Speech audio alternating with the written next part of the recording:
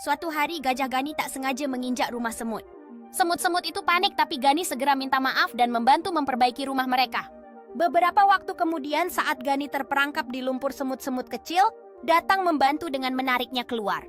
Pesan moral kebaikan akan kembali tak peduli seberapa kecil atau besar kita. Kebaikan yang telah dilakukan oleh Gani membawa kedamaian dan persahabatan di antara mereka. Melihat betapa pentingnya saling membantu dan menjalin persahabatan, Gani merasa sangat bersyukur. Sejak saat itu Gani dan semut-semut menjadi sahabat baik dan selalu saling mendukung.